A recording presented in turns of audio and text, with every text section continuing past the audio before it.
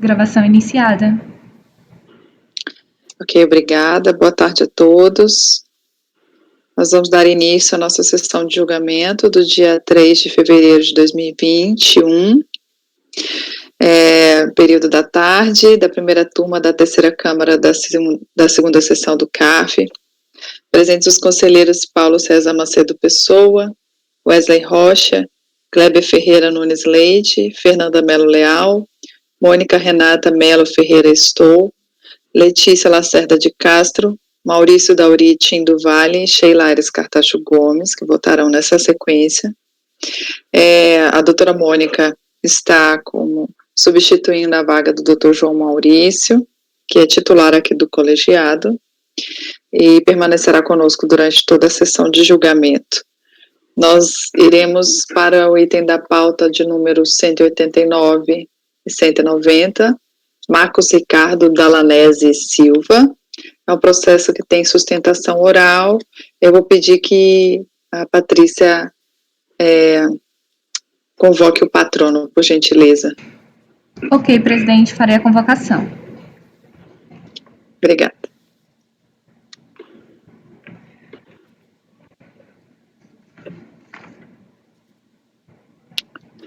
Item 190 da pauta, doutora Samara Maria, seu processo será julgado agora. Por favor, verificar a mensagem privada no espaço.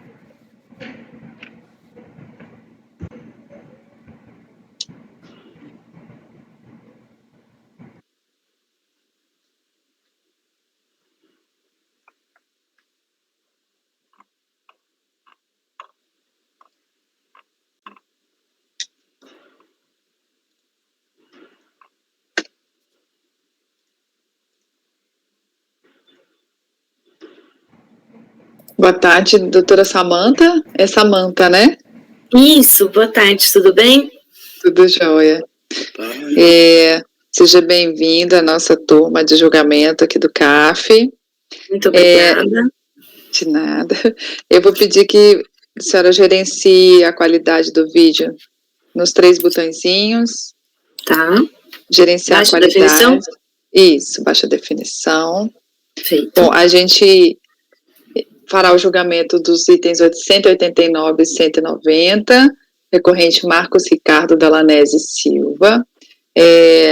Inicialmente, o relator, que é o doutor Paulo, fará a leitura do relatório. Em seguida, a senhora vai ter 15 minutos para a sustentação oral. São 2 processos. Se precisar de mais algum tempo em relação, não sei se a senhora se seria o mesmo assunto, que se conseguiria fazer uma sustentação oral só. Seria o mesmo assunto. E aí, em seguida, o doutor Paulo lê o voto, ok? Claro. Aí eu vou pedir que todos coloquem os microfones no silencioso, desligados. Presidente, por questão de ordem, eu gostaria de saber se a Samanta Queiroga é do escritório Matos Filho. Eu era. Inclusive, acho que a gente até se encontrou em Brasília. Não, atualmente não é, né? Não, atualmente não sou. Então tá. Presidente, vou pedir por uma questão de ordem, a partir dos próximos julgados, se tiver alguém do escritório Matos Filho, eu estou sempre acompanhando, tá? Mas, a princípio, eu gostaria de me julgar por impedido, tá? Ok. Obrigado, viu, presidente? Obrigado, Samanta. Imagina, obrigada. Então, eu vou colocar, todos com o microfone no silencioso e desligado, quer dizer, e aí eu vou passar a palavra para o doutor Paulo. Ok, então eu vou iniciar a leitura do item da pauta 189 do relatório, e na sequência eu vou ler também o relatório do item 190 para aguardar então a sustentação. Bom, o item 189 se refere ao lançamento do imposto de renda pessoa física no calendário 2005. Bom, eu transcrevo o acórdão do voto, o relatório do voto do acórdão recorrido, e vamos a ele. Em procedimento de verificação do cumprimento das obrigações tributárias pelo contribuinte fiscalizado, procedeu-se ao lançamento de ofício originário da apuração das infrações descritas abaixo através de uma infração de folhas tais. Na descrição dos fatos em enquadramento legal, informa a fiscalização a dedução indevida da base de cálculo relativa a dependentes, despesas médicas, despesas com instrução, de acordo com a tabela abaixo. Bom, foram incluídas como dependentes na declaração de ajuste Juliana Portes Silva e Gabriela Portes Silva, uma vez que foi apresentada a guarda judicial para fins previdenciários em nome de Francisco Silva e Isaura Dalanese Silva, pais do contribuinte, incluídos como dependentes destes e não declarados em separado. A fiscalização considerou, com base no artigo tal da Lei 9.250, que não há fundamentação legal para incluir sobrinhas como dependentes e, por consequência, não se sustentariam as deduções relativas às despesas médicas e com instrução destas. Também foram glosadas as deduções de despesas com instrução do contribuinte, uma vez que relativas a curso de línguas e de extensão e orientação para reciclagem. Da diligência, o presente processo foi enviado em diligência para a DRF em data tal, para que fossem juntados ao mesmo os documentos relativos ao ano calendário de 2005 e para que o relatório fiscal fosse melhor instruído de acordo com o despacho de diligência de folhestais. Em atendimento à diligência, foi elaborado o termo de constatação fiscal, retificação de folhestais e juntados aos autos os documentos de folhestais. O termo de constatação fiscal retificação informa que para o ano calendário de 2005, o levantamento conclui-se com crédito tributário com redução de imposto a restituir e que para os demais anos calendários, 2003, 4 e 6, o levantamento apurou o crédito tributário com imposto a pagar, tendo sido lavrado 2 autos de infração distintos. Assim, procedeu-se às alterações nas deduções de dependência, instrução e despesa médica para o auto de infração com redução de imposto a restituir. Processo tal conforme demonstrativo, e segue o demonstrativo. Foi dada ciência ao contribuinte com abertura de prazo para impugnação. O contribuinte apresentou a impugnação tempestiva ao referido termo, em data tal, reiterando os termos da impugnação anteriormente apresentada, vez que as alterações procedidas não teriam sido significativas. Devidamente intimado do auto de infração, o contribuinte apresentou a impugnação através de instrumentos florestais. Alega em síntese que, em preliminar, o auto de infração deve ser anulado, pois padece de vício insanável consistente na não demonstração clara e precisa dos valores glosados excluídos pelo fisco, quer com relação às despesas médicas, quer com relação às despesas com instrução, não permitindo ao recorrente aferir as suas correções e, por conseguinte, impedindo o exercício do seu direito constitucional à ampla defesa. Na página 2 da autuação, se apresenta quadro simplificado contendo para cada um dos exercícios a totalização dos valores informados nas declarações, os valores que o segurado e o fisco seriam, que segundo o fisco seriam corretos, e a diferença entre ambos, de sorte que nem mesmo após vista dos autos foi possível identificar os valores excluídos da base de cálculo. Mostra-se indecifrável a forma de cálculo apresentada nas páginas tais do auto de infração impugnado, que inviabiliza da mesma forma a verificação desses cálculos. No mérito, deduz, nos termos da autuação, não seria admissível a inclusão como dependentes de suas sobrinhas Juliana e Gabriela e consequente dedução das despesas de educação e médicas. Por outro lado, expressamente é admitida como correta a inclusão de seus pais na qualidade de dependentes, por se enquadrarem no inciso tal da lei tal. Seus pais, Francisco e Isaura, detêm guarda judicial de suas sobrinhas, Juliana e Gabriela, conforme atesta o documento juntado aos autos, e, por consequência, têm a obrigação legal de prover sua educação e saúde, entre outras. Se reconhecido pelo fisco que esses pais não possuem condição de prover a si próprios, por não oferirem rendimentos superiores ao limite de isenção mensal, e que são, por esse motivo, subsidiados por seu filho, ora requerente, esse subsídio abrange não só a manutenção pessoal de seus pais, como também a manutenção de suas sobrinhas, com a educação e saúde das mesmas. Não se trata de mera liberalidade. Esse é o sustento de suas sobrinhas, mas sim de cumprimento de obrigação legal. Trata-se, portanto, de uma dependência indireta, com base no inciso tal da lei tal. A inclusão de suas sobrinhas como dependentes encontra amparo na lei e deve ser reconhecida como válida. As despesas de educação e saúde tidas com as mesmas encontram-se documentalmente comprovadas nos autos e, como consequência, devem ser admitidas para fins de dedução da base de cálculo do imposto. Teve a dedução da Receita Federal, através do termo de constatação tal de 88, exercício 99, em que se admitiu expressamente a inclusão de suas sobrinhas como dependentes e corretas as deduções com gasto de saúde e educação. A teor do que dispõe o parágrafo tal do CPN, mostra-se ilegal a aplicação das penalidades impostas na autuação, uma vez que teve suas GRPFs no curso de todos esses anos, desde 94, homologados pela Receita Federal, e todas elas contendo a dependência e dedução entendidas como incorretas na autuação impugnada. Daí que, mesmo se admitisse por absurdo essas exclusões, as penalidades impostas devem ser expurgadas. As deduções de despesas com instrução própria são relativas a curso de inglês, feito em estabelecimento oficial, cultura inglesa, revertido para o seu aprimoramento profissional, pois necessário o desenvolvimento de suas atividades profissionais que obrigam a participar de diversas reuniões realizadas no exterior e conduzidas em língua inglesa. Requer, ante o exposto, a anulação da presente autuação ou a desconstituição da auto-infração em questão.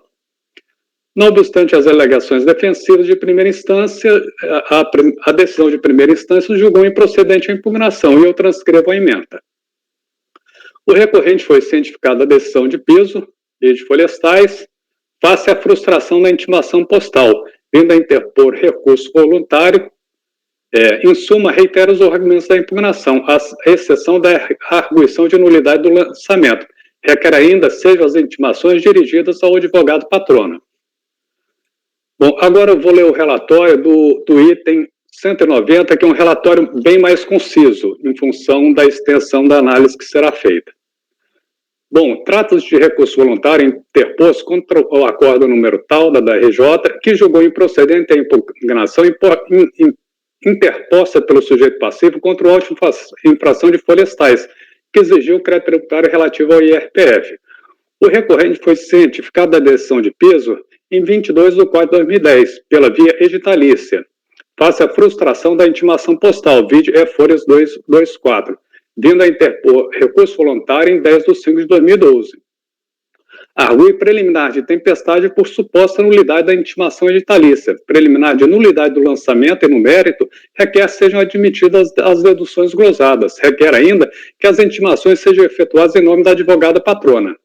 O recurso voluntário teve seguimento negado pela unidade preparadora, consoante despacho florestais, o que foi superado por decisão liminar em mandado de segurança, que afirmou a competência do CARF para efetuar o exame de admissibilidade do recurso. Então, são esses os relatórios dos processos. Ok. Doutora Samanta, a senhora tem 15 minutos. Em primeiro lugar, muito boa tarde a todos os conselheiros. Eu gostaria de falar que é a minha primeira vez aqui sustentando oralmente no CARF. Desde já eu agradeço a oportunidade. A questão, como bem colocada no relatório do conselheiro Dr. Paulo, exatamente a questão envolvida é dependência direta e dependência indireta para dedução de deduções médicas e de instrução das sobrinhas do recorrente. O que aconteceu, o pano de fundo, na verdade, é que as suas sobrinhas, elas ficaram órfãs, né, na infância.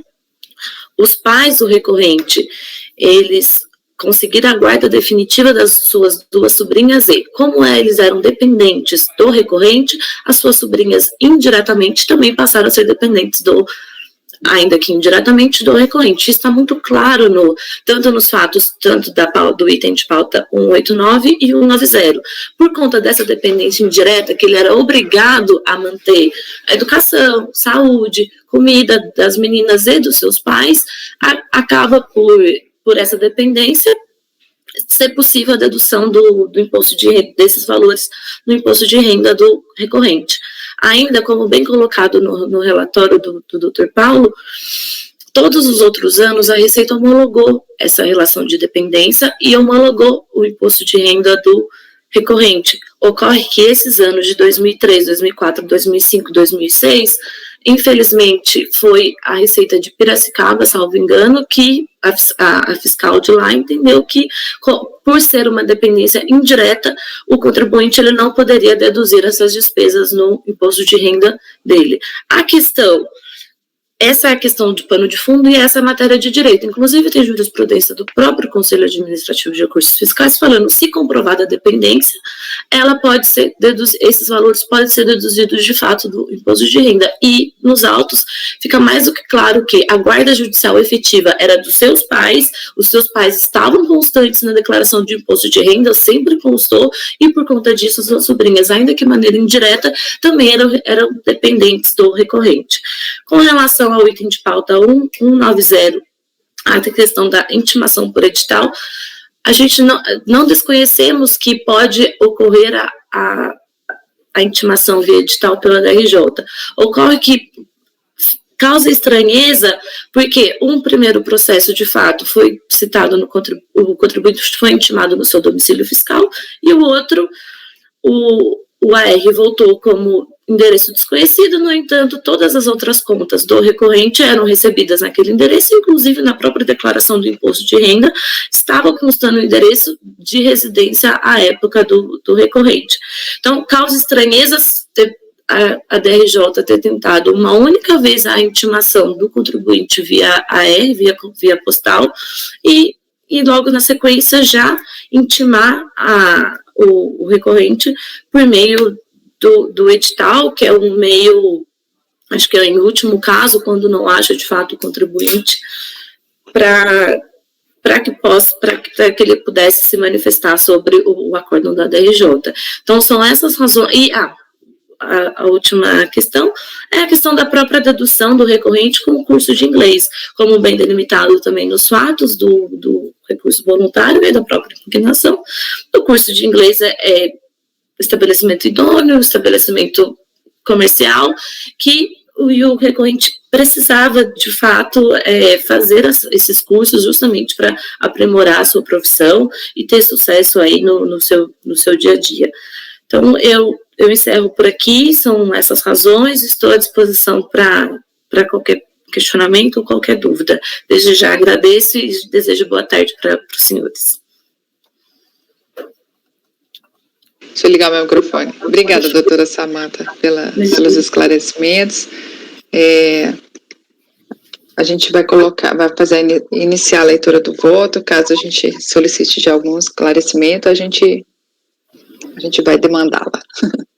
Doutor Paula. Okay, parabéns pela primeira sustentação oral. Obrigada, eu estou um pouco nervosa, mas obrigada. Eu imagino. Mas que bom que deu tudo certo. Vamos lá, doutor Paulo. Bom, o voto do item 189. Bom, eu conheço do recurso por preencher os requisitos legais. Bom, rejeito o requerimento de que as publicações e intimações dos processos sejam efetuadas em nome da advogada patrona, por falta de presunção legal. Aí eu aplico a súmula CARF número 110, que vincula o colegiado. No mérito, o recorrente reproduz as alegações deduzidas na impugnação, já enfrentadas e refutadas pela decisão de piso, cujos fundamentos na parte que a Colhe adota como razão de decidir para negar provimento ao recurso segue transcrito. Bom, em relação aos dependentes, a legislação permite que o do rendimento tributário seja deduzido valor tal por dependente em 2005, sendo que o regulamento do imposto de renda estipula em seu artigo 77 as pessoas que poderão ser consideradas dependentes. Aí seguem listados, segue a norma, né? A fiscalização glosou os valores deduzidos pelo contribuinte relativo a 2 dependentes que constavam da declaração de 2005, uma vez que a legislação não contempla sobrinhos como dependentes para efeitos de dedução do imposto de renda e porque o contribuinte não detém a guarda judicial dos menores. O contribuinte alega na impugnação que seus pais Francisco Silva e Isaura Silva detêm a guarda judicial de suas sobrinhas, conforme atesta o documento juntado aos autos, e, por consequência, tem a obrigação legal de prover sua educação e saúde, entre outras, e que, se reconhecido pelo FIS que esses pais não possuem condição de prover a si próprio por não oferirem rendimentos superiores ao limite de isenção mensal, deve, por consequência, ser reconhecida a dependência indireta de suas sobrinhas, uma vez que seus pais subsidiam pelo impugnante, sendo que este subsídio abrange não só a manutenção pessoal dos seus pais, como também a manutenção das sobrinhas com educação e saúde das mesmas. À luz da legislação transcrita e dos documentos apresentados, verifica-se que o contribuinte não tem direito às deduções de suas sobrinhas Juliana e Gabriela. Em relação aos referidos menores, somente poderia ser considerados dependentes para fins tributários se o contribuinte comprovasse a guarda judicial desses. Porém, não foram trazidos aos autos documentos comprobatórios de que o contribuinte detinha a guarda judicial dos menores, O fato de arcar com as despesas de sustento e educação das menores por si só não é suficiente para obter o direito à dedução da base de cálculo do imposto de renda da pessoa física por falta de previsão legal.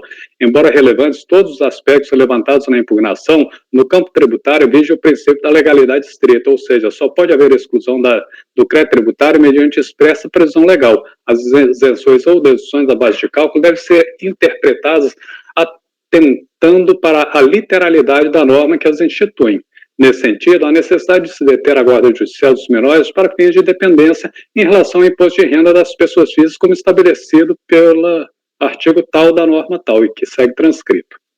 Correto, pois, o lançamento que não considerou as sobrinhas do impugnante como dependentes pela ausência de comprovação da guarda judicial.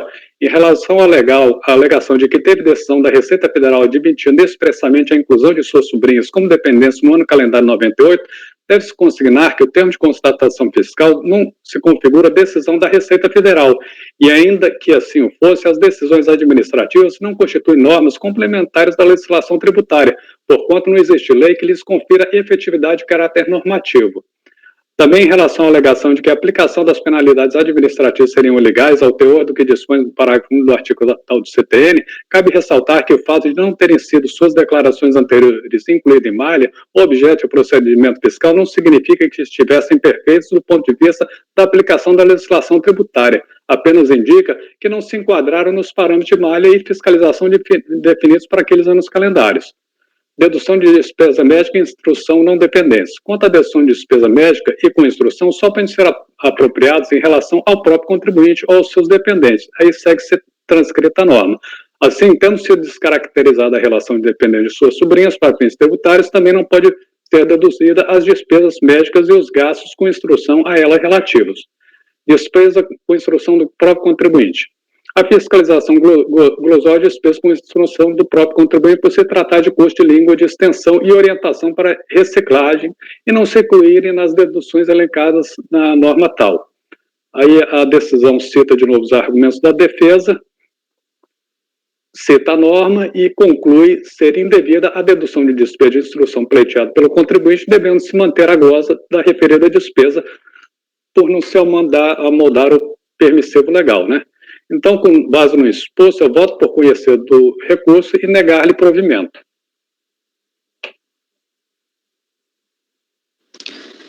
Ok, então o principal assunto aqui é a questão da dependência indireta, né, que o recorrente pleiteia, que no meu entendimento, né, segundo a legislação, não há previsão, ele teria que ter a guarda das sobrinhas, né, mas e aí a questão do curso de idioma, que é a expressa previsão de que não é dedutível, né?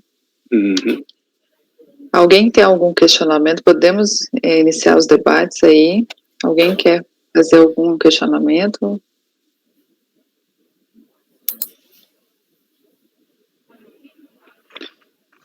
Você vai iniciar a votação os debates. Eu estou iniciando os debates, Wesley. Você quer ter alguma consideração? A gente está no item 189. Estou com ele aberto aqui. A gente está tratando só da questão da dependência mesmo. Uhum. Do curso de idioma, né? Isso. Sabe, no que se refere ao curso de idioma, eu não tenho dúvida, sabe? De fato, não tenho dúvida, porque a votação é expressa. Agora, no que se refere à dedução de despesas das sobrinhas, por mais que a legislação estabeleça a guarda judicial, se os pais dele têm a guarda judicial e, por sua vez, são dependentes dele, me parece que no mínimo, merecedor de um segundo olhar. Sabe? Eu fiquei pensando, ela falou que teve precedentes, né? O senhor consultou, doutor Paulo, alguns precedentes nesse sentido, não? Eu analisei todo o recurso e entendi que nada supera a legalidade, entendeu? Entendo que a norma é contundente, não tenha essa previsão, embora que seja muito justificável do ponto de vista da realidade fática que se apresenta, mas só que a norma é essa, entendeu? Não dá essa autorização. A possibilidade que existe de dedução de dependente relativa a outra pessoa é quando existe uma declaração em conjunto, e isso é o cônjuge que faz, né?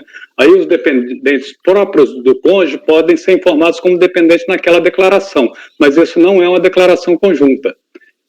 Os pais foram incluídos apenas na qualidade de dependente. E mesmo o cônjuge, quando entra com dependente, os dependentes próprios do cônjuge só vão, no caso, por exemplo, os pais do cônjuge, que seriam sogros do declarante, só poderiam ser considerados dependentes daquela DIRPEF se tivesse rendimentos tributáveis oferecidos à tributação, porque aí se caracterizaria a declaração em conjunta. Então, dependentes próprios do dependente informado na DIRPEF, em regra, não são dedutíveis, entendeu? A menos que nem se enquadram lá. Não. Nem se enquadram lá menor, contribuinte que cria, que detém a guarda judicial. Mas não é o caso, né? Porque não é ele quem o faz. De qualquer forma, eu adianto aos colegas conselheiros que gostaria muito de pedir vista dos autos. Já antecipo aqui. Eu não sei como, se poderíamos transformar isso numa vista coletiva para que já tirássemos ele dos debates, porque eu gostaria de dar uma olhada com mais calma.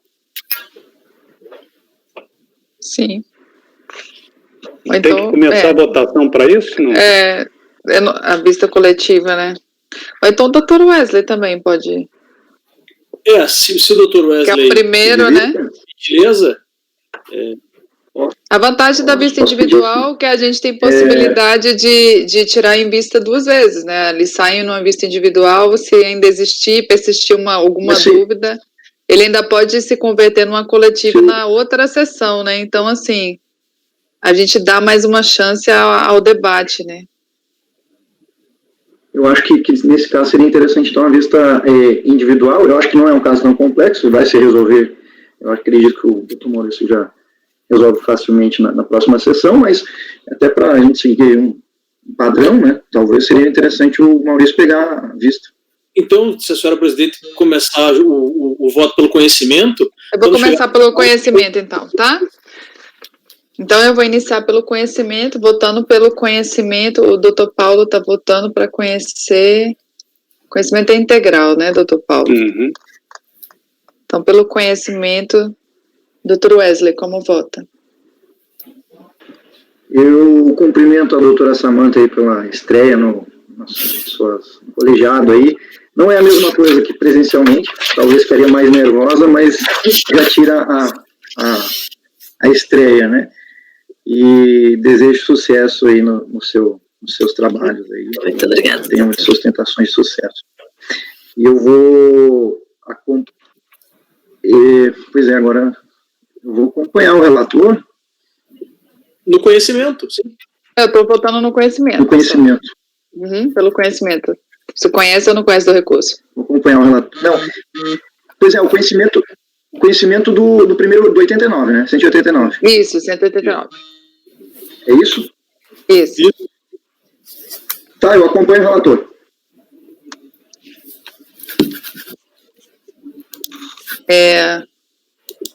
Doutor Kleber. Acompanho o relator. Doutora Fernanda. Me perdoe, também com o relator. Acompanho. Doutora Mônica. Acompanho o relator. Doutora Letícia. Acompanho. Doutor Maurício. Como antecipado, senhora presidente, gostaria de pedir vista dos autos.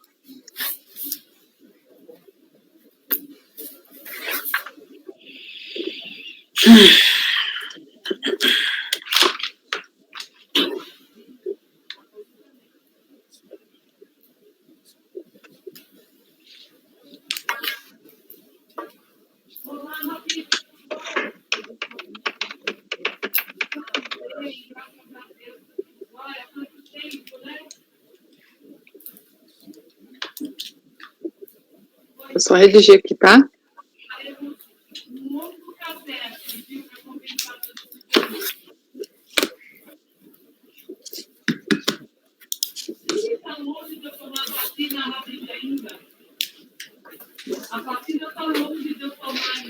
O relator votou por conhecer do recurso.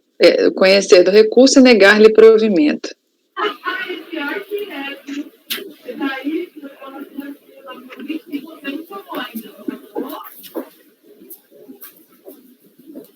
Iniciada a votação pelo conhecimento, acompanharam o relator, né?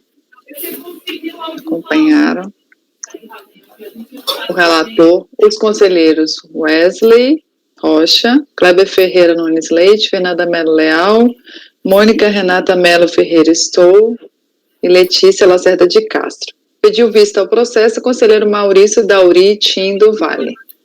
Fez sustentação oral a patrona Samanta Maria Peloso Reis Queiroga. É isso tudo, né? OAB São tudo. Paulo, 315-669.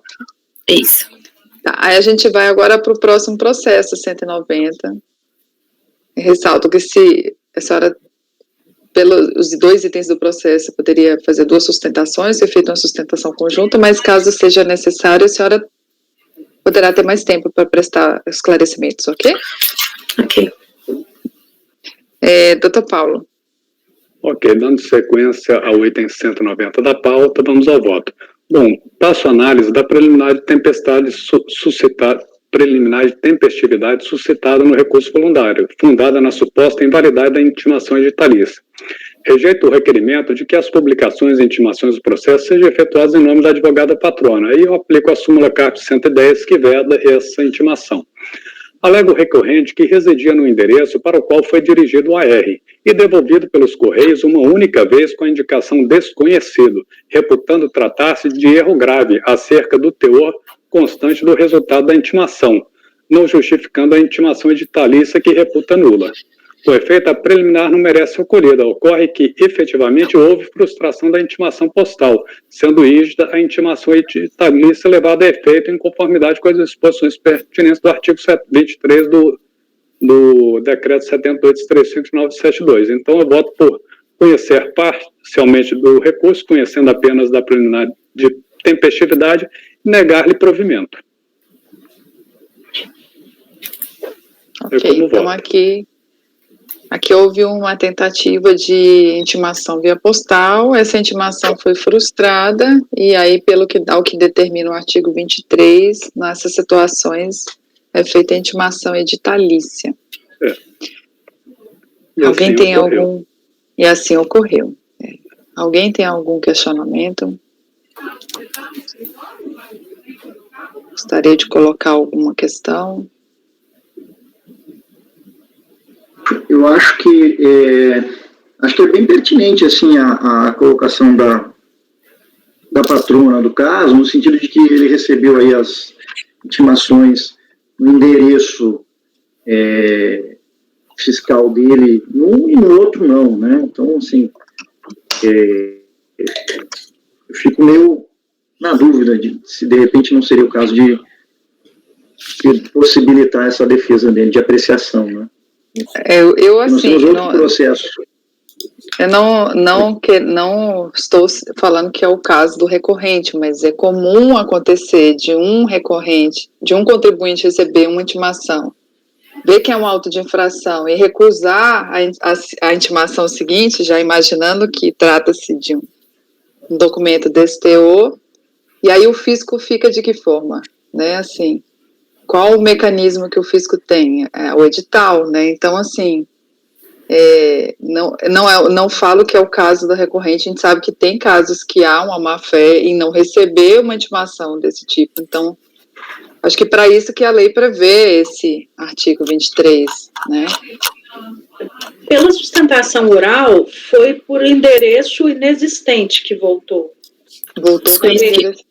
Desconhecido. É isso que eu fico sensibilizada com a tese. Não foi de recusa, foi endereço, foi um problema na logística do correio. Eu não sei se foi, acho que seria problema na logística do correio se fosse destinatário ausente. Destinatário ausente. Aí tudo bem, mas inexistente? Mas endereço desconhecido? Né, assim. Eu fico um pouco receosa. Eu vou olhar aqui os autos.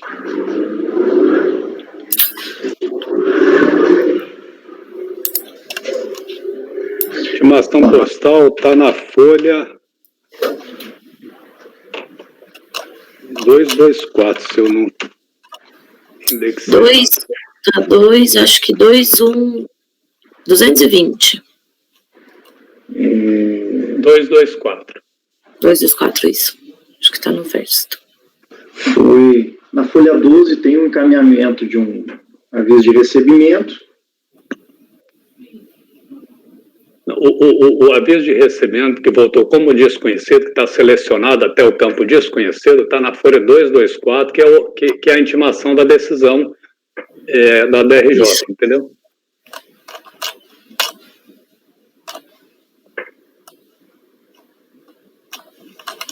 Pois é, mas aí até, assim, meu ponto de vista, é até mais...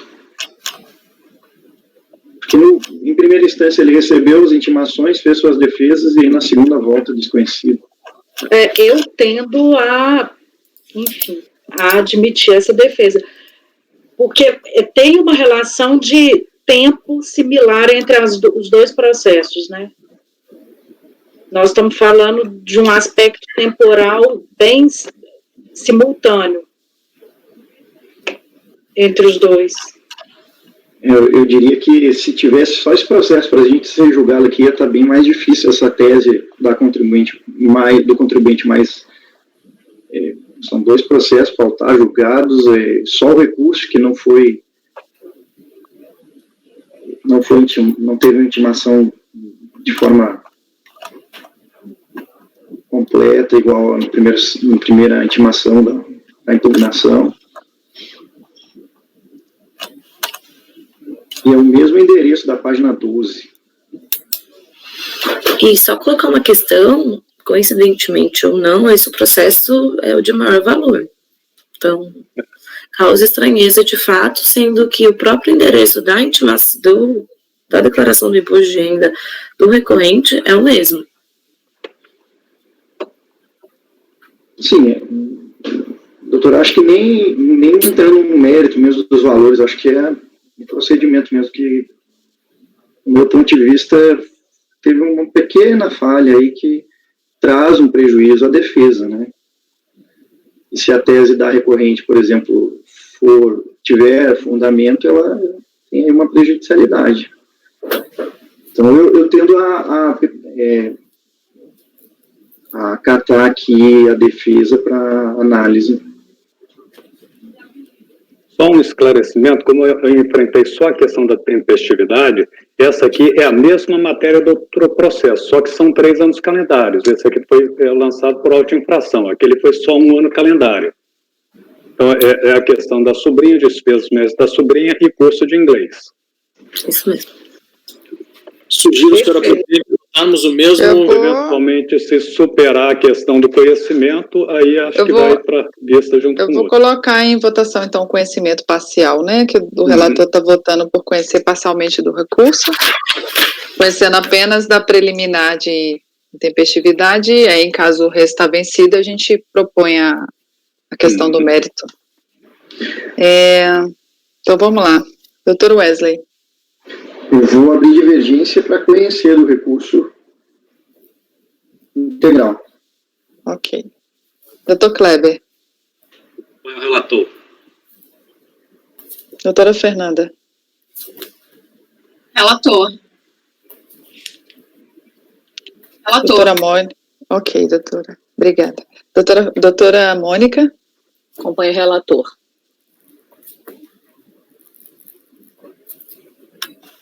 Peraí.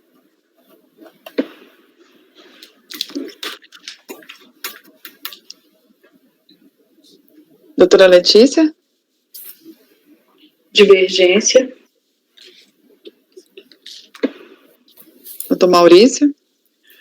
Senhora presidente, eu vou pedir vista novamente. Vista? Por gentileza. Ok.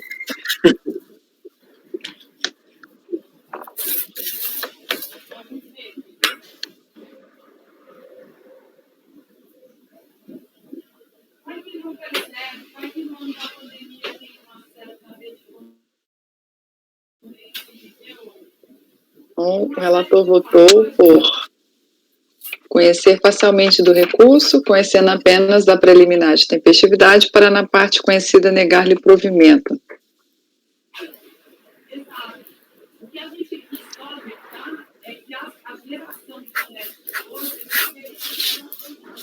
Iniciada a votação pelo conhecimento, acompanham o relator, os conselheiros Kleber, Ferreira Nunes Leite, Fernanda Melo Leal, Mônica Renata Melo Ferreira, estou. Então, só foram essas, né? Então, doutor Wesley fez a divergência, doutora Letícia de ordem. Foi com a divergência também. Porque os votos foram colhidos já com a maioria entendendo pela intempestividade. É possível, vista nessa situação? Sim, porque a gente pode mudar o voto, né? Quem votou pode mudar. A Mônica é consolidado, né? Não sei se ela voltar. No caso, o João não votaria. De novo, na sessão do julgamento. Eu acho que não vai. A não ser que eu não esteja, né? Ou o Kleber não esteja, né? Isso, Então não tem nada definitivo. O João acho que não vota, né? O João, se na próxima sessão, se o Paulo não mudar o voto dele, o João não vota. Se o Paulo mudar o voto, aí o João pode votar. Uhum. Então, iniciada a votação pelo conhecimento, acompanharam o relator os conselheiros Kleber Ferreira Nunes Leite, Fernanda Melo Leal e Mônica Renata Melo Ferreira Estou. Pediu vista ao processo. Se eu não estiver aqui na outra votação, de qualquer forma, eu também... Eu vou colocar que o Wesley abriu divergência, né? Daí já fica registrado. Isso.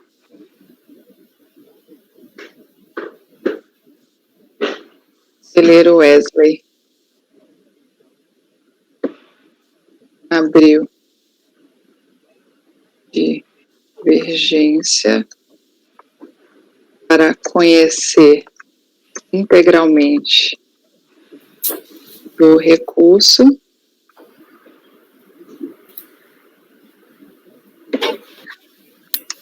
e foi acompanhada pela conselheira Letícia.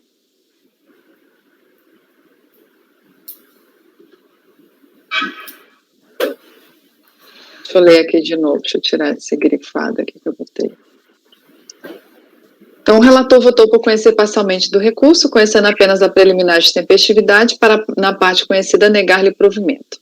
Iniciada a votação pelo conhecimento, acompanharam o relator os conselheiros Kleber, Fernanda e Mônica. O conselheiro Wesley Rocha abriu divergência para conhecer integralmente do recurso, no que foi acompanhado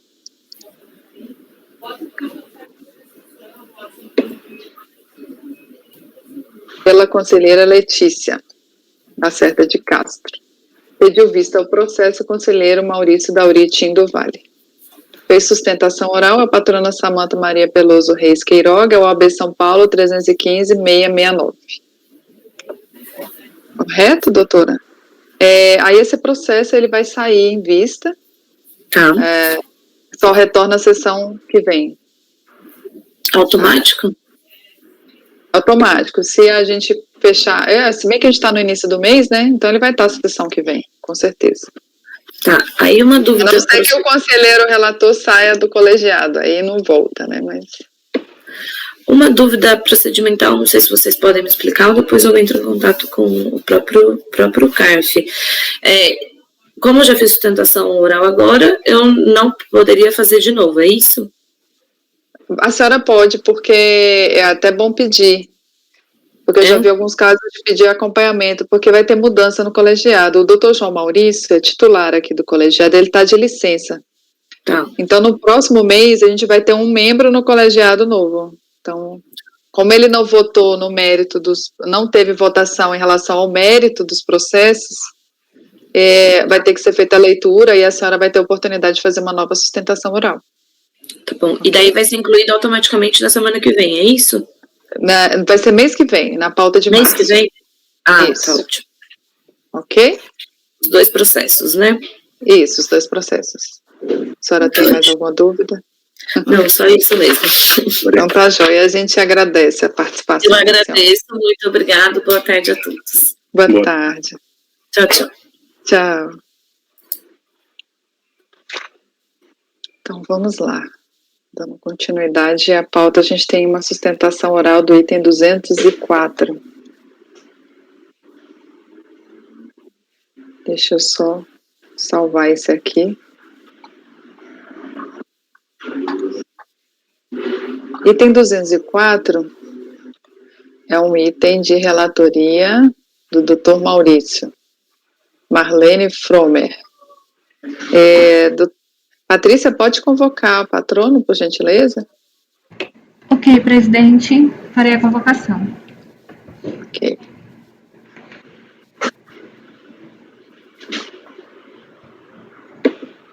Item 204 da pauta, doutora Olivia Mendes. Seu processo será julgado agora. Por favor, verificar a mensagem privada no chat.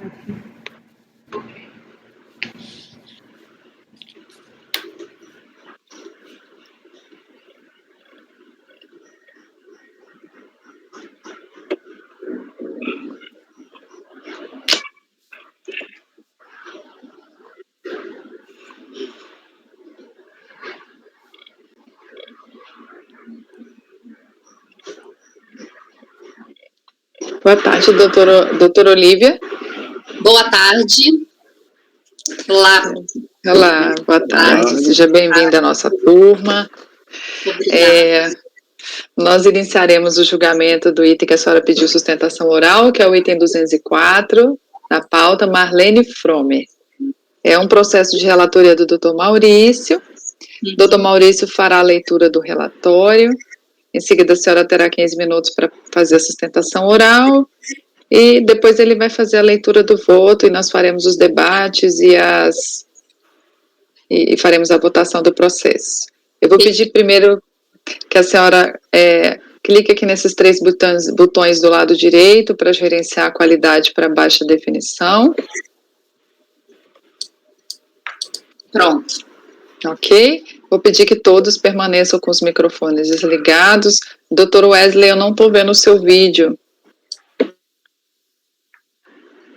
Para mim tá ligado aqui, tá... Para nós está aparecendo sem vídeo. Também não estou vendo. Eu acho que é interessante. Hoje não tá fácil aqui, né? Hoje o link tá bem complicado aqui. Não Melhorou? É fácil, não. Melhorou. Vou dar um refresh aqui. Melhorou? Tá pegando. Tá certo, tudo certo. Então, vou passar a palavra para o doutor Maurício. Obrigado, senhora presidente. Doutora Olivia, seja bem-vinda ao nosso colegiado. Essa questão é um recurso voluntário, está lá as folhas 1049 a 1070, em que a recorrente sustenta em síntese o seguinte: que os créditos tributários referentes aos depósitos ocorridos durante o ano de 2002 foram alcançados pela decadência, tanto se considerado o artigo 150, parágrafo 4º, quanto o artigo 173, inciso 1º do CTN. Isso porque os fatos geradores, no caso previsto pelo artigo 42 da 9430 de 96, se dão mês a mês, bem como, pois a notificação do contribuinte se deu apenas em 26/2 de 2008. Os depósitos bancários isoladamente considerados não implicam necessariamente renda. Assim, de posse dos extratos bancários, a fiscalização deveria buscar outros meios de prova que corroborassem a suposta omissão de rendimentos, o que não ocorreu no caso Intel. A autuação foi embasada unicamente em extratos bancários e por isso não deveria prosperar. A fiscalização desconsiderou a documentação apresentada pela contribuinte, a qual demonstra que os depósitos tiveram origem em empréstimos ou contratos de mútuo, transferência entre contas de sua titularidade ou provenientes da conta corrente do seu cônjuge, venda de imóvel, prolabore, reapresentação de cheques devolvidos, e ao final formula pedido nos seguintes termos: postas essas razões de cunho fático e jurídico, vem a recorrente por seus advogados submetê-las à elevada consideração dessa Corte Administrativa, requerendo que as receba e mande processar na forma de estilo para o fim de elidir a pretensão fiscal contida no auto de infração. Assim, espera a decretação do cancelamento do crédito tributário constituído no auto de infração, que deu início a esse procedimento, por contrário à legislação vigente, ou, no mínimo, a baixa dos autos em diligência, para que a autoridade de primeira instância examine e exclua valores comprovados de maneira adequada nos autos, como mais uma manifestação de justiça proclamada por esse órgão de julgamento administrativo. Esse recurso veio acompanhado de alguns documentos, folhas 1075 a 1095, que são histórico de movimentações financeiras das contas bancárias da recorrente em 2002, 2003 e 2004, captura de tela de consulta ao processo judicial 01-73-113-79-2006 de São Paulo, folha razão analítica da empresa Sociedade Paulista de Empreendimentos Imobiliários e Agropecuários. Essa questão, senhores, ela diz respeito ao auto de infração vinculado a um procedimento fiscal que constitui o crédito tributário de imposto de renda pessoa física em face da senhora Marlene Fromer, referente a fatos geradores ocorridos no período de janeiro de 2002 a 12 de 2004. A autuação alcançou um montante de R$ 633.526,43 e a notificação aconteceu em... tem aqui uma diferença, 28 ou 27 de fevereiro de 2003, folhas 703. Isso aqui não traz também qualquer prejuízo. Cito e transcrevo o enquadramento legal da notificação, né, na descrição dos fatos, ou melhor, transcrevo a descrição dos fatos, o enquadramento legal que consta lá na notificação de folhas 709 a 711, como depósitos bancários de origem não comprovada, né, omissão de rendimentos caracterizada por depósitos bancários com origem não comprovada. Transcrevo a tabela em que constam a data do fato gerador, o valor tributável ou de imposto e a multa de 75%. Consta também qual é o enquadramento legal, que são o artigo 42 e seus parágrafos lá da Lei 9.430 de 96, além do artigo 849 do Regulamento do Imposto de Renda de 99. O termo de verificação fiscal, folha 679 a 682, informa que a fiscalização inicialmente intimou a contribuinte a apresentar os extratos de suas contas bancárias referentes aos anos de 2002, 2003 e 2004, o que veio a ser apenas parcialmente atendido após diversas intimações. Com isso, foram requisitadas as informações diretamente às instituições financeiras através de RMF. De posse dos dados acerca de sua movimentação financeira, foi solicitado ao contribuinte que esclarecesse a origem dos depósitos realizados em suas contas bancárias. A partir das informações prestadas, a fiscalização chegou à conclusão da existência de alguns depósitos não tributáveis e também dos seguintes depósitos sem comprovação de origem: depósitos em dinheiro, empréstimos recebidos de pessoas físicas, Ricardo Morel Sidemar Gerlach, Valentim Colombo, Boris Zampese e outros conforme demonstrativo. 3. Devolução de empréstimos a pessoas físicas, transferências não comprovadas do cônjuge Hélio Fromer, empréstimos e reembolsos de despesas recebidas de Betty Fromer, transferências de contas bancárias da mesma titularidade ou do cônjuge não comprovadas, valores recebidos da empresa Sopema, HMB, RH e CTE não comprovados.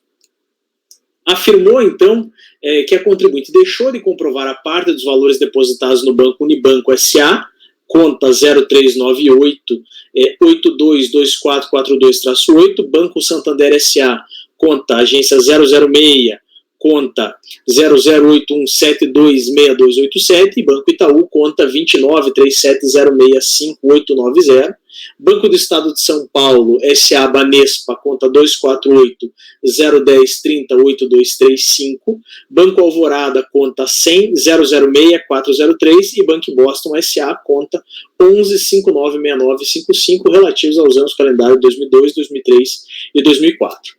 Durante a fiscalização, diz ainda, durante a fiscalização do cônjuge da contribuinte, Sr. Hélio Fromer, executada pela mesma auditora, constatamos que a conta bancária número 61110, mantida no Rail SA, tem como titular o Sr. Hélio, Rail ou Rail, não sei, SA tem como titular o Sr. Hélio Fromer e co-titular a esposa Marília Fromer, CPF e tal.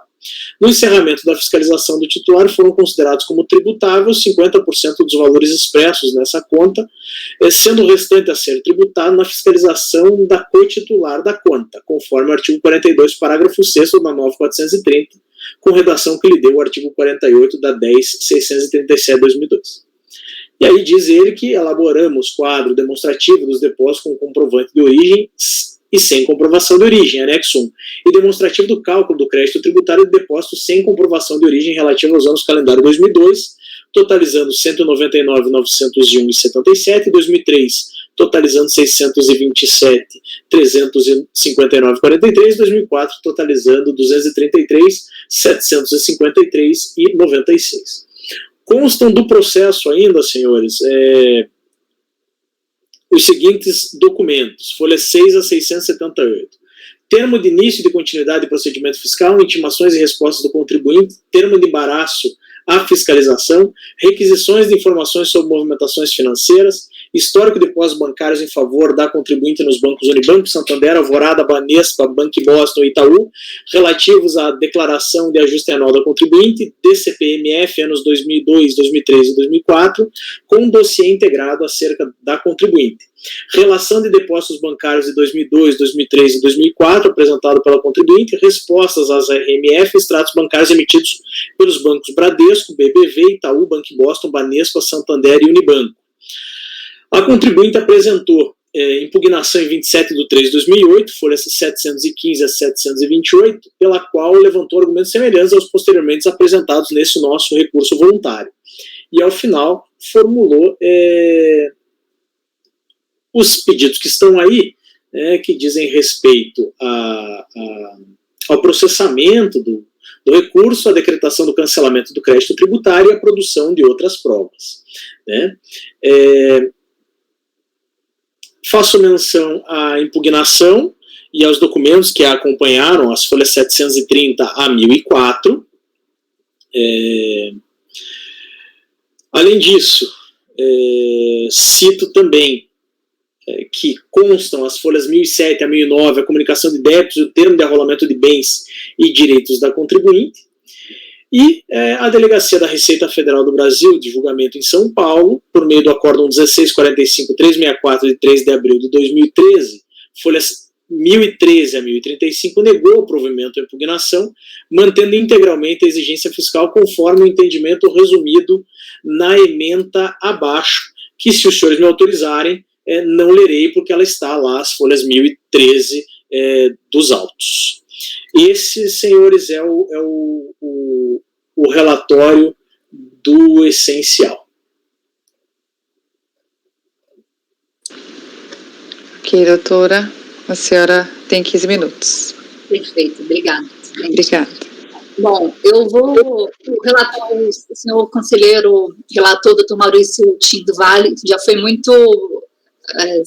já resumiu bem a questão, né, que diz respeito basicamente à omissão de rendimentos. Eu vou me ater aqui a alguns pontos específicos que foram desconsiderados pela fiscalização. Peço licença só para compartilhar, são 3 slides aqui.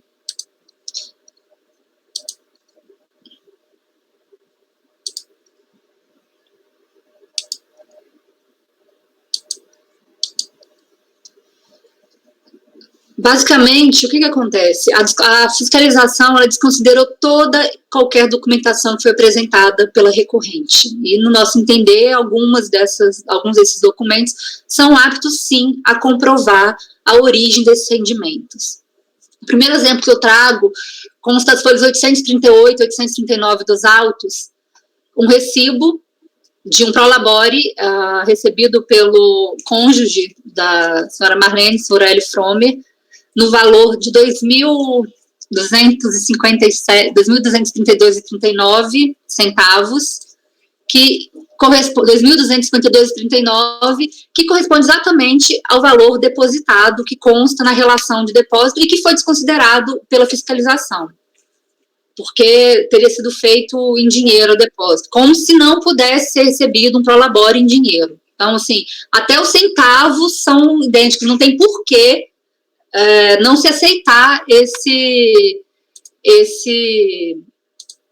essa exigência. Peço desculpa que eu só pulei aqui.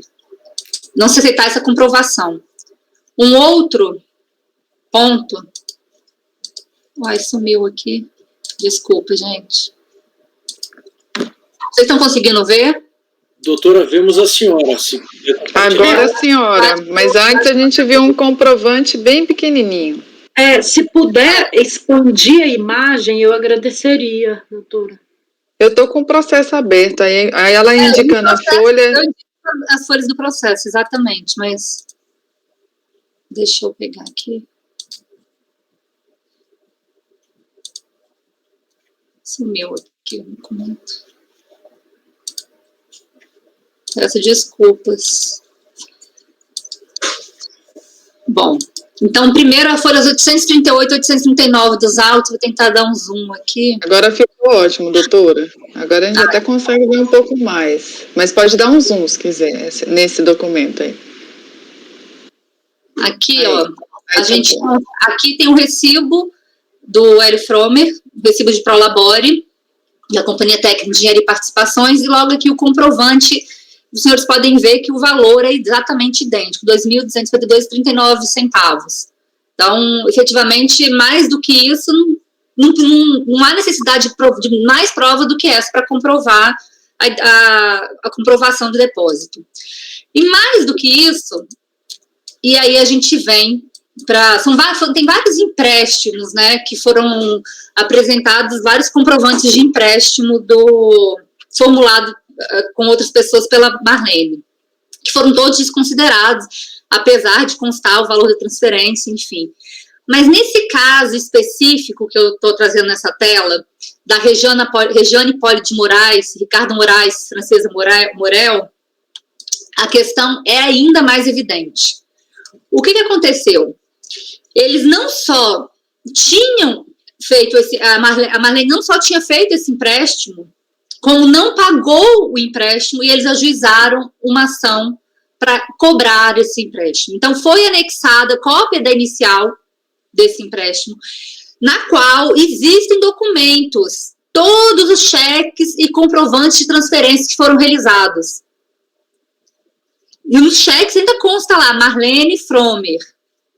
E nos extratos, se a gente for pegar, a gente fez uma tabelinha aqui, e coloca exatamente a data do cheque, por exemplo, o primeiro cheque, valor de R$1.000.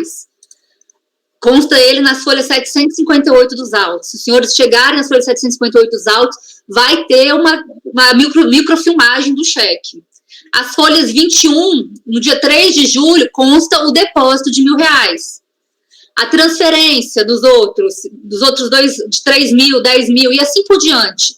Então, todos esses documentos bem comprovam a existência efetiva de um empréstimo. A parte está falando que tem empréstimo, existe uma ação que foi ajuizada contra ela, pleiteando a devolução desses valores, e tem os cheques, a microfilmagem dos cheques atestando que os valores foram depositados na conta. Ainda assim, a DRJ desconsiderou esses valores.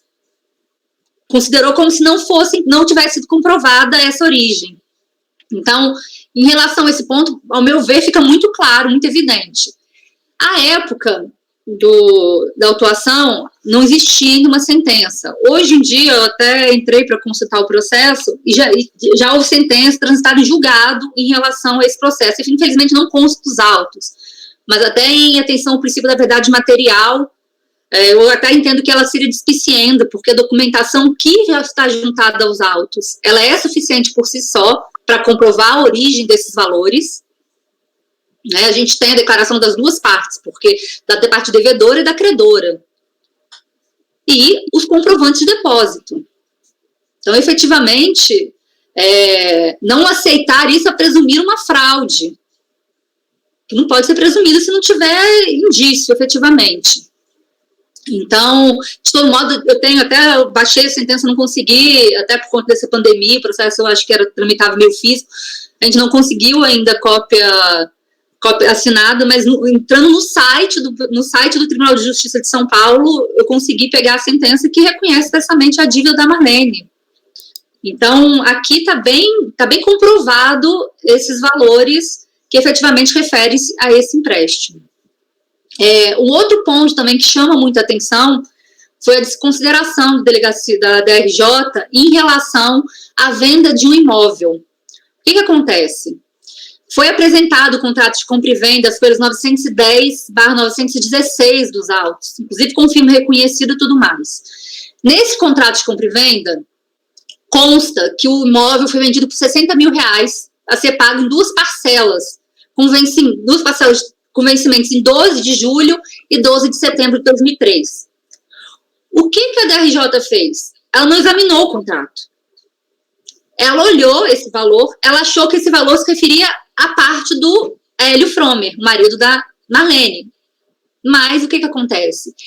Ele tinha a propriedade desse imóvel junto com outras 7 pessoas. Então, na verdade, a parte dele era 1/8 do valor do contrato, que equivalia a R$7.500. E o pagamento foi feito em duas parcelas, de R$3.750, com vencimento em 12 de julho e 12 do 9. Os depósitos foram realizados 11 de julho e 10 do 9, ou seja, um dia antes do vencimento. Então, assim, efetivamente, há aqui uma comprovação efetiva de que esse valor foi recebido em função da venda de um imóvel do seu cônjuge. Então, também aqui deve ser afastada a tributação sobre esses valores. E ainda tem a representação de um cheque devolvido, que também foi desconsiderado pela fiscalização, ela considerou como se não tivesse sido. Então, eu queria chamar a atenção mais para esses pontos mesmos, e agradeço a atenção dos senhores, e era mais chamar a atenção para esses pontos que, no nosso entender, eles estão efetivamente comprovando a origem desses depósitos. Muito obrigada. Obrigada, doutora. Eu passo a palavra ao doutor Maurício.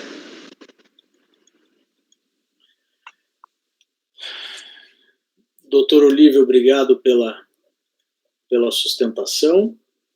Bem, no que se refere ao conhecimento, o recurso ele é tempestivo e dele conheço integralmente. No que se refere à decadência,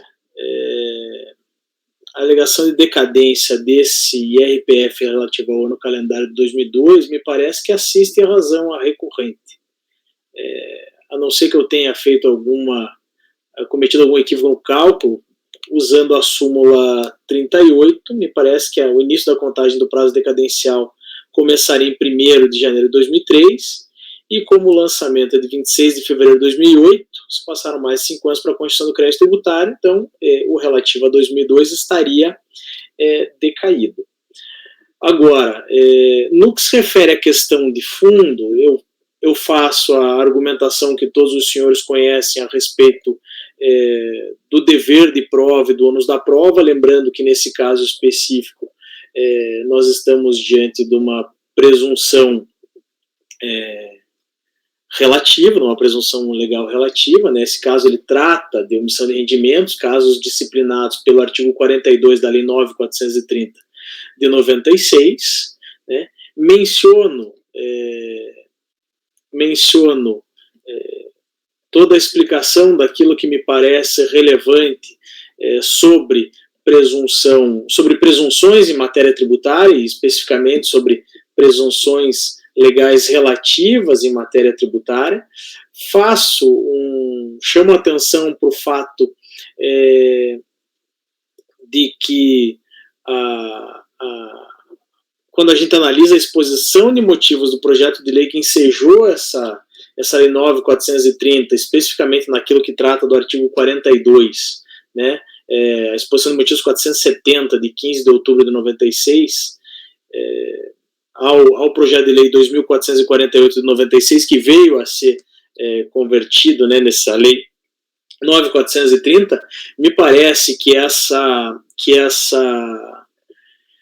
presunção legal, que esse artigo 42, essa presunção legal relativa, ela tem por escopo a arrecadação em si, uma maior eficiência de fiscalização, e com isso da arrecadação em si, me parece possível até mesmo cogitar de inconstitucionalidade. Entretanto, aqui nesse colegiado a gente não nos é defeso analisar, né, nós não somos competentes para analisar e para nos pronunciarmos sobre a inconstitucionalidade da lei tributária, então eu nem examino essa questão.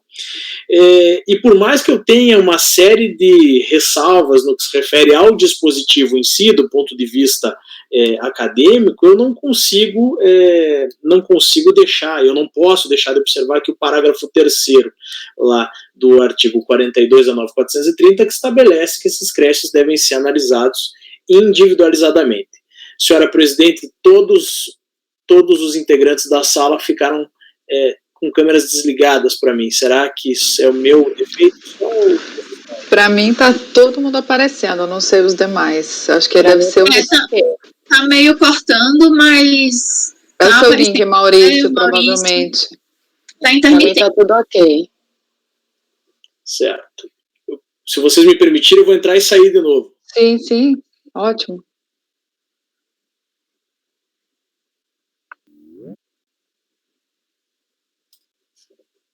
Bem, agora todos apareceram. Para mim não aparece a Fernanda. Para mim ela Para mim também não. Eu tava reiniciando. Então, tá tudo certo, tá todo mundo aparecendo. Todo mundo desligou de novo para mim, mas se vocês estiverem me ouvindo, é o suficiente já. Então eu tenho uma série de ressalvas com relação a esse artigo 42, entretanto, na nossa função nós não podemos nos afastar da literalidade aqui do 42, parágrafo 3º, e em razão disso, essa análise individualizada é que me parece ser o ponto aqui no presente caso. E aqui eu faço remissão a um trecho importante do Acórdão 1645.364 da DRJ e cito as folhas 1028 a 1032 da DRJ. Tá? E após todas as considerações da DRJ, que se for o caso posso ler para os senhores, acredito que não seja necessário, mas posso ler para os senhores, porque acredito não ser necessário, porque menciono aí folhas 1028 a 1032, né? Depois de toda a análise, a DRJ concluiu que as alegações e os argumentos e documentos apresentados pela impugnante a título de comprovação da origem dos recursos acabaram por não fazê-lo, por não comprovar, devendo ser mantido no cálculo de imposto de renda os créditos bancários a que se referem. Lembro aqui ainda da súmula CARF número 26, e encaminho, sugiro a conclusão do voto por reconhecer a decadência daqueles créditos relativos ao ano calendário 2002 e no mérito em si, em relação à omissão de rendimentos, em negar provimento ao recurso. Esse é o primeiro encaminhamento de voto, senhora presidente.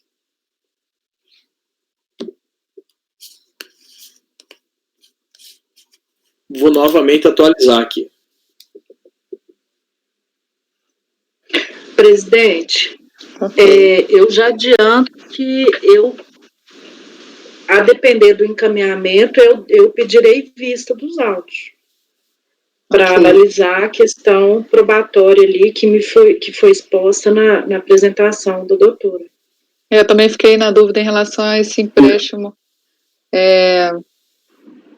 porque a senhora falou que teve uma ação judicial e eu realmente fiquei, em relação ao empréstimo, eu fiquei na dúvida. Em relação ao prolabore, eu entendo que teriam que ter provas de contabilidade, coisas do tipo, que me parece que não estão no processo. Mas o depósito, sim, eu acho que os empréstimos pode ser que em função dessa ação judicial a gente consiga comprovar. Mas eu não vou entrar na discussão, porque já há uma sinalização para a questão da vista, né, para a gente ser um pouco mais célere. E aí, em relação à decadência, só ressaltando, o doutor Maurício, eu não estou vendo ele aí, mas não sei se ele está por aí, é só ressaltar que não houve recolhimento. Eu ia falar isso. Falar que a súmula, que no caso é 173, eu olhei o imposto de renda, é 1731, então o 2002 seria decadente. Não seria. O 2002 seria, né? 2002 seria. Se fosse o 150, seria... o ano calendário 2002. Não, o ano calendário 2002 é decadente, porque... Então, não, 31 de dezembro. É o primeiro dia que começa, que pode lançar. 2003, 2004, então, 2005, 2006, 2007, 2008. O lançamento foi em 26 de fevereiro de 2003, 2004, 2005, 2006, 2007. 31 não, mas 12 não é 2003. Mas não é 2003. O fato gerador. O fato gerador é 31 do 12. Então, não, 2000, não estaria decaído. 2002. Não está decadente. Não, tá, não. Porque aí o ano que começa a contar, né? Seria 2004. Porque nesse caso é diferente de Previdência, que a Previdência vai para o primeiro dia. É diferente. Aqui não está decadente, não. Tá, não. É verdade, doutora Mônica. O doutor Paulo pediu a palavra. Sim, também para pontuar sobre essa questão da decadência, eu fiz uma breve pesquisa aqui na jurisprudência do CARF e é um pouco duvidosa essa questão nessa matéria, entendeu? Porque a gente vem dando aplicação a uma decisão vinculante do STJ que firmou um entendimento que, não havendo pagamento antecipado, é a regra do artigo 173, conta o prazo a partir do primeiro dia do exercício seguinte, aquele que se poderia lançar. Mas essa decisão diz que esse dia é necessariamente o dia seguinte o ano seguinte ao do fato gerador. Mas nós temos decisões recentes do CARF entendendo que não, que seria, no caso em análise, seria 2004, não 2003. E temos decisões mais antigas da Câmara Superior de Recurso Fiscal, dando esse entendimento do STJ de que já começaria a contar em 1º de janeiro de 2003. Então, já que vai ter vista, é bom explorar essa questão. Essa questão se seria o dia 1º de janeiro ou 31 do 12. Pela literalidade lá da emenda da decisão do STJ, contaria a partir de 2003. Mas tem que ver, não dá para ficar só na emenda, tem que entrar na decisão e ver qual é o que efetivamente foi decidido lá no recurso especial, no RESP, né? Que muitas vezes você tem uma coisa na ementa, mas na decisão não está bem coerente com a ementa, entendeu? A jurisprudência do CARF com relação a isso a jurisprudência recente, né? A gente julga muito imposto de renda, não há muita controvérsia em cima disso, não. Se o fato gerador é 31 de dezembro, o primeiro dia que pode ser lançado é o 1º de janeiro do ano seguinte, a decadência começa a contar no outro ano. Não há dúvida com relação a isso, não. Que tenha reformado isso, talvez em âmbito de STF, entendeu? Desde que eu estou no CARF, pelo menos, nunca vi decisão nesse sentido. Eu tendo a entender que seria no exercício seguinte já, a exigibilidade. Que começa de 2002, 2003, 2004, 2005. E não de 2002 para 2004, 2005, 2006. O artigo 173 diz que começa a contar no exercício seguinte ao que o lançamento poderia ter sido efetuado. Nesse caso, se o fato gerador é 31 de dezembro, o lançamento só poderia ter sido efetuado 1º de janeiro do ano seguinte. Então, pelo 173 do CTN, só no outro ano é que começa a contar a decadência. Não há controvérsia com relação a isso, não. Pelo menos na jurisprudência do CARF e das DRJ. Do imposto de renda. Eu vou ler aqui para vocês a ementa do RESP nessa parte que eu estou falando. é o item 3 da emenda.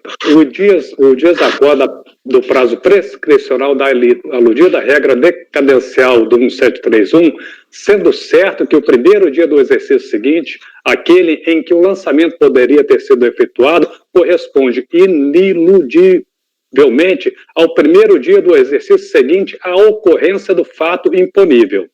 Então, por essa decisão disse isso, entendeu? Que seria 2003 e não 2004. Agora, não sei se teve outra decisão, essa decisão foi aplicada pelo CARF, eu achei aqui acordo 2014, por aí, aplicando essa decisão nesses termos, mas achei acordos mais recentes aplicando da forma que eu entendo correta, que é a literalidade da norma, entendeu? Que seria em 2014. E inclusive, julgado pela nossa Câmara, né, em função de embargos da Procuradoria. Então, vale a pena investigar essa jurisprudência, até ver o teor desses embargos, né? Eventualmente, ele traz alguma jurisprudência que afaste essa tese aqui. No caso... Eu vou colocar em votação, porque vai sair em vista, então a gente não vai alongar a discussão aqui. Eu vou votar pelo conhecimento, que o relator votou por conhecer integralmente do recurso e dar-lhe parcial provimento para reconhecer a decadência do lançamento referente ao ano calendário 2002. Esse foi o voto do doutor Maurício. Eu vou votar só o conhecimento, tá? Então, eu tenho dúvida ali do relator, ele votou integralmente, mas não acolheu os documentos, aí não seria parcialmente, não sei. Quais os documentos que ele não acolheu? Não, o que eu disse foi que eu reconheço a decadência e no mérito, no que se refere à omissão de rendimentos em si, eu nego o provimento. Foi isso. Não tem nada de documento de conhecimento parcial, não. É que no voto ele está dizendo que ele não...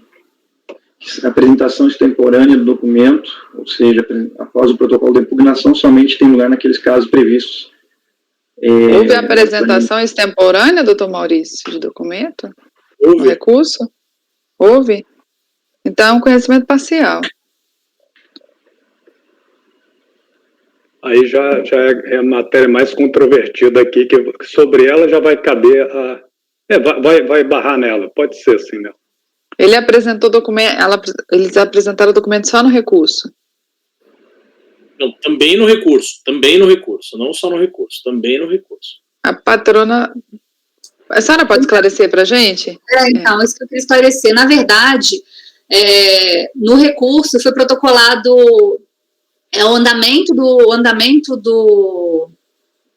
da ação judicial atualizado, e eu acho que houve, salvo engano, houve uma juntada de documentos que já estavam até no processo, que só juntou novamente para fins de... Oi, doutor Maurício. Ao juízo. Doutora, desculpe te interromper, me perdoe, pela minha delicadeza. Fale novamente. Não, o que eu queria dizer é que um dos documentos que foi juntado, salvo engano, foi a cópia, o print do andamento da ação judicial referente a essa cobrança do empréstimo. E, salvo engano, foram outras planilhas, a mesma planilha que já tinha sido apresentada da impugnação. Eu acho que não teve nenhum documento efetivamente novo que não esse andamento processual. Folhas 1075 a 1095, nós temos a captura de tela desse processo judicial 017 3013 79 2006 de São Paulo, e nós temos a folha razão analítica da empresa Sociedade Paulista de Empreendimentos Imobiliários e Pecuários. Foi isso que eu anotei no relatório, posso ter me equivocado, claro, mas foi isso que eu posso até olhar, mas eu acho que esse documento já constava do processo, mas eu posso dar uma olhada aqui. A minha pergunta é se esse razão analítico já tinha sido apresentado na impugnação. Eu tenho quase certeza que sim, deixa eu até fazer, porque acabou que não fui eu que fiz essa parte. Era uma dúvida, inclusive minha, se tinha apresentado alguma contabilidade da empresa para comprovar essa questão do Prolabore. Deixa eu ver aqui. Fazendo 730.004 é documento. O que eu anotei, possa estar faltando alguma coisa, claro, posso ter me equivocado, histórico de movimentações bancárias petição inicial de ação judicial de cobrança movida em fase impugnante, histórico de empréstimos realizados, cópias de cheque, comprovantes de transferência por bloco, empréstimos por transferência bancária, recibos diversos, relatórios de débito da impugnante elaborado pelo autor da ação movida contra ela, contratos de mútuo, nota de compromisso a pagar, extratos bancários diversos, histórico de movimentações pelo Internet Banking do Banco do Bradesco, histórico de movimentações financeiras 2002, 2003 e 2004, e instrumento particular de compromisso de compra e venda do imóvel.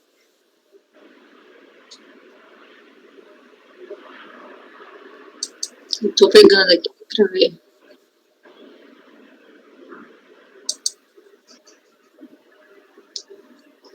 Não, as folhas 971, deixa eu puxar aqui.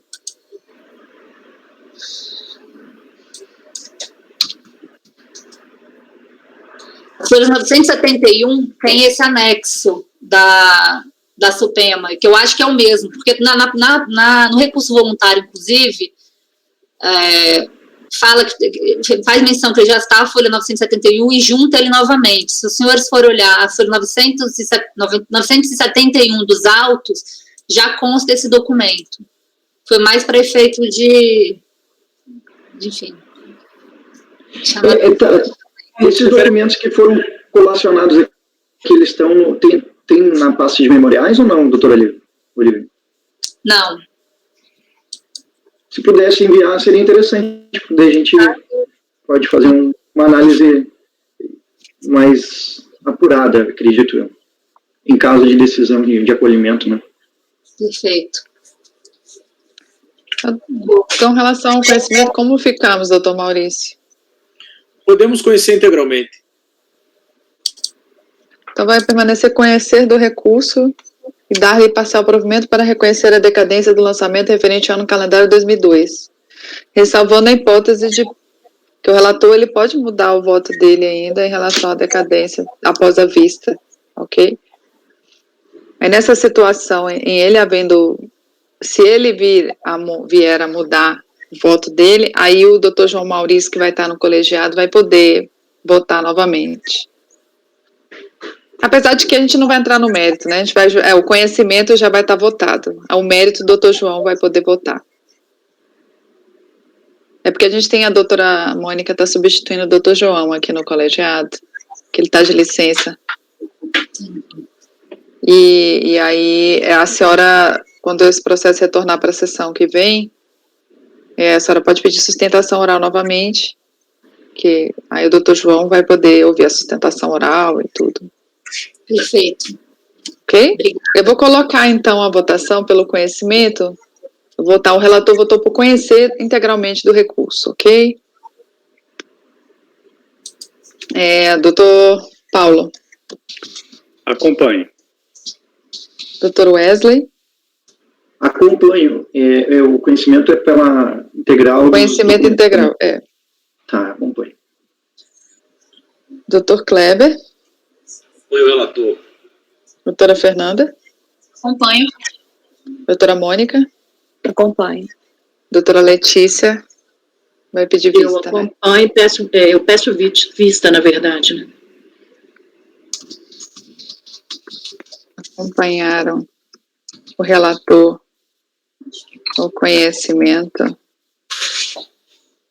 integral do processo. Conselheiros Paulo, Wesley, Kleber, Fernanda, Mônica e Mônica.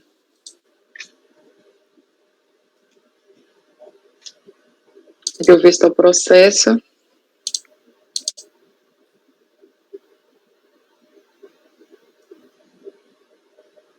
A conselheira Letícia Lacerda de Castro.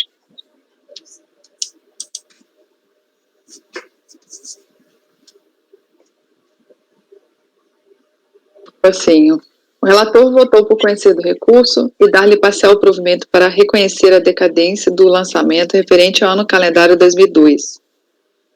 Acompanharam o relator no conhecimento integral do processo, os conselheiros Paulo César Macedo Pessoa, Wesley Rocha, Kleber Ferreira Nunes Leite, Fernanda Melo Leal e Mônica Renata Melo Ferreira Estou. Pediu vista ao processo a conselheira Letícia Lacerda de Castro. Fez sustentação oral a patrona Olívia Tonello Mendes Ferreira, o ABDF 21776. Correto, doutora? Correto. Então, esse processo vai retornar à sessão que vem, ok? E aí, a gente pediu vista, vai ser o resultado do processo. Ok, a gente agradece a sua contribuição. Obrigada. Boa semana. Tchau. Tchau. Acho que a gente podia fazer um intervalo, né? Eu vou parar a gravação. Patrícia, por favor. Ok, presidente.